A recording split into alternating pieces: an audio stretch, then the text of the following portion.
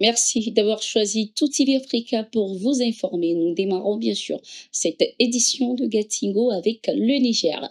Conformément aux recommandations des assises nationales, le français vient de perdre son statut de langue officielle. Cette décision s'inscrit dans le cadre de la charte de la refondation de la nation. Le Hausa est désormais la langue nationale du pays, tandis que le français est relégué au rang de langue de travail. Cette même mesure avait déjà été adoptée par les autorités maliennes qui ont fait du bambara la langue nationale du Mali. Ces choix politiques marquent une rupture totale avec le passé et s'inscrivent dans une volonté de réécriture de l'histoire portée par les pays de l'Alliance des États du Sahel, AES.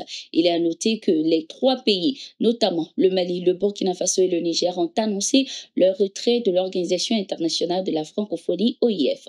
Selon le communiqué officiel, cette décision est motivée par le respect de la souveraineté nationale et fait suite à une analyse approfondie. Les trois États estiment en effet que les actions de cette organisation sont incompatibles avec leur souveraineté.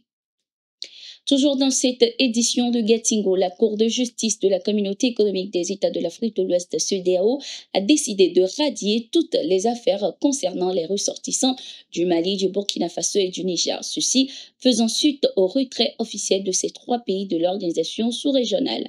Dans une ordonnance ce 14 mars 2025, la Cour a jugé qu'elle n'est désormais plus compétente pour traiter les litiges en lien avec ces trois pays membres de la Confédération AES.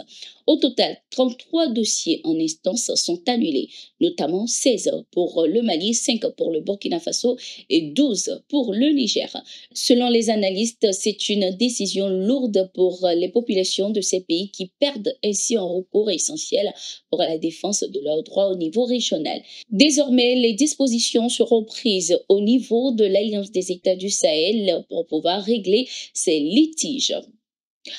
Ce mardi 8 avril 2025, le Premier ministre nigérien Ali Mahaman Lamine Zein a accordé une audience à une délégation tchadienne conduite par le ministre de la Communication et porte-parole du gouvernement Gassim Sherif Mahamat en mission de travail au Niger.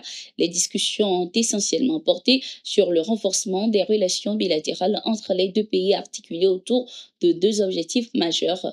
Premièrement, nous participons au Festival des civilisations du fleuve sur invitation de la ministre nigérienne du Tourisme et de l'Artisanat. Deuxièmement, nous avons échangé avec le ministre nigérien de la Communication pour nous inspirer de leur expertise, notamment celle de l'ESCOM, l'école de journalisme du Niger qui a formé plusieurs de nos cadres, a expliqué le ministre Gassim Sherif Mahamat.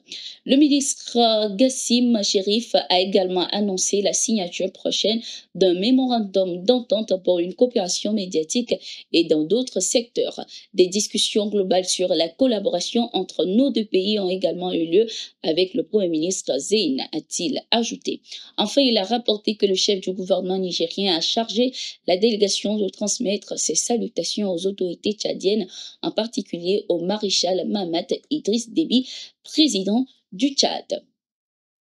Au Mali, Inkinan Ag Atayer, l'un des dirigeants du groupe terroriste Front de libération de l'Azawad, est désormais entre les mains des forces armées nigériennes. Selon les informations, son arrestation a eu lieu entre la région de Dosso et la ville de Birne, Koni, dans le sud du Niger, près de la frontière avec le Nigeria.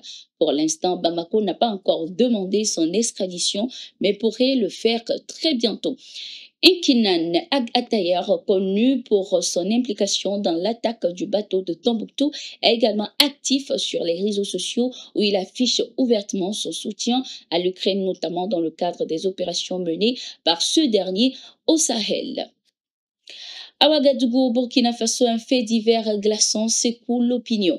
La division des investigations criminelles de la police nationale a arrêté une femme soupçonnée d'avoir enlevé et séquestré une fillette pendant plus de 5 ans. L'histoire remonte au 1er octobre 2019, au jour de rentrée scolaire. Ce jour, la petite fille âgée de 5 ans a été enlevée non loin de son école primaire par la suspecte qui circulait à vélo. Celle-ci aurait gardé la fillette enfermée chez elle durant 2 ans avant de recommencer à apparaître en public avec elle.